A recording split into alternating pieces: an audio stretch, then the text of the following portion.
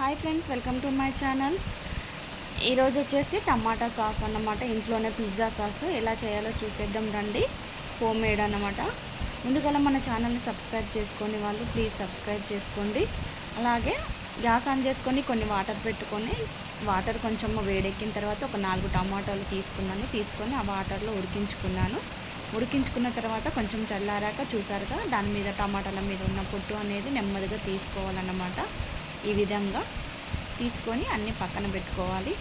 తర్వాత ఒక mixie jar తీసుకొని మిక్సీ జార్లోకి మనం ఉడకబెట్టుకున్నటువంటి టమాటాస్ కూడా వేసుకొని మెత్తగా గ్రైండ్ చేసుకోవాలన్నమాట. ఇదంతా కూడా చల్లారాక చేసుకోవాలి. ఈ విధంగా మెత్తగా చేసుకోవాలన్నమాట.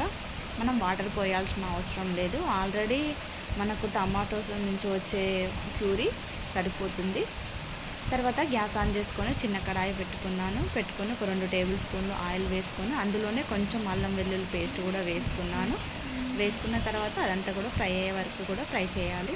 తర్వాత మిక్సీ పట్టుకున్న టమాటా ప్యూరీ కూడా వేసుకొని దాన్ని కూడా ఒకసారి కలుపుకోవాలన్నమాట. చూసారుగా ఈ విధంగా మొత్తం దగ్గరికి ఉడికేంత వరకు కూడా ఉడికించుకున్న తర్వాత కొంచెం అరగను కొంచెం చిల్లీ ఫ్లేక్స్ వేసుకోవాలి. అలాగే కొంచెం సాల్ట్, ఒక టేబుల్ స్పూన్ షుగర్ కూడా వేసుకొని అవన్నీ వేసిన తర్వాత అవి మెల్ట్ అయ్యే వరకు ఉంచుకున్న తర్వాత అదంతా దగ్గర పడేదాకా ఉడికించుకోవాలి. చివరిలో కొంచెం కారం కూడా వేసుకోవాలి స్పైసీకి సంబంధించి. అది మీ ఇష్టం, ఆప్షనల్ అనమాట. అంతేనండి, tomato sauce, pizza sauce ready అయినట్లే ఇంట్లోనే.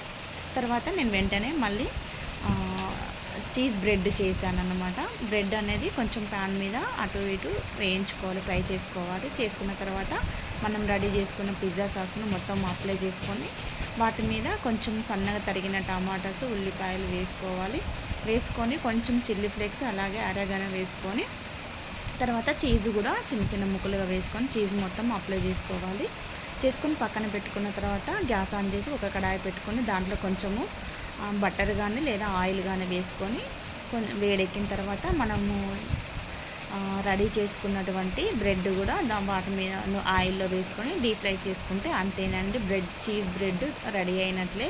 ఇంట్లోనే సింపుల్గా చేసుకోవచ్చు. మీరు కూడా తప్పకుండా ట్రై చేయండి ఫ్రెండ్స్.